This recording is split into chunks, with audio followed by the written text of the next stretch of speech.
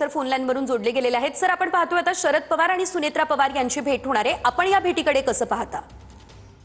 कसं आहे, अजितदादांचं अपघाती निधन झाल्यानंतर ज्या पद्धतीनं सगळ्या घडामोडी नाट्यमय रीतीनं घडल्या, त्यांच्यावर अंत्यसंस्कार झाले, दुसऱ्या दिवशी त्यांचा रक्षा विसर्जनाला झाला आणि त्यानंतर तातडीनं सुनेत्रा पवार आणि जय पवार हे मुंबईला गेले आणि दुसऱ्या दिवशी शपथविधी झाला आपला। या सगळा हा म्हणजे अत्यंत नाट्यमय आणि वेगवान असा सगळ्यांना आश्चर्यचकित करणारा घटनाक्रम होता।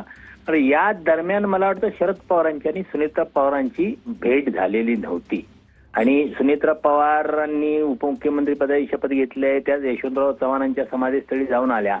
पण दरम्यानच्या काळात शरद पवार ही दिल्लीला जाणार होते, ते कॅन्सल करून थांबले होते, ते बारामतीत आहेत आणि मला वाटतं सुनेत्रा पवार या थेट अजितदादांच्या पत्नी असल्यामुळे म्हणजे एकूण अजितदादांच्या जाण्याचा धक्का हा सगळ्या पवार कुटुंबांच्यावर असला तरी सुद्धा सुनेत्रा पवार आणि जय पार्थ हे यांना तो यांच्यासाठी मोठा धक्का आहे आणि मधल्या काळात काही या सगळ्यांच्यात संवाद संपर्क झाला नव्हता।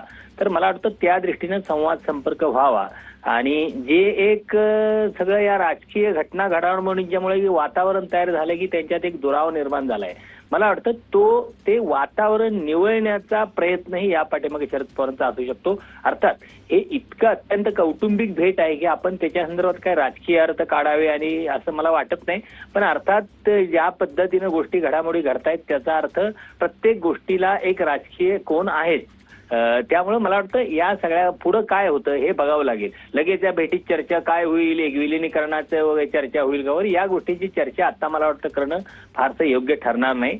पण ही गोष्ट आता जे एकूण वातावरण राज्यात निर्माण झालेलं आहे, पवार कुटुंबाच्या संदर्भात निर्माण झालेलं आहे, दोन्ही राष्ट्रवादीच्या संदर्भात निर्माण झालेलं आहे, परस्परांच्यात अविश्वासाचं वातावरण निर्माण झालेलं आहे, ते निवळण्याचा प्रयत्न या भेटीच्या माध्यमातून होईल असं मला वाटतं। नक्कीच सर, थोडंसं थांबाल। राजकीय विश्लेषक अशोक वानखेडे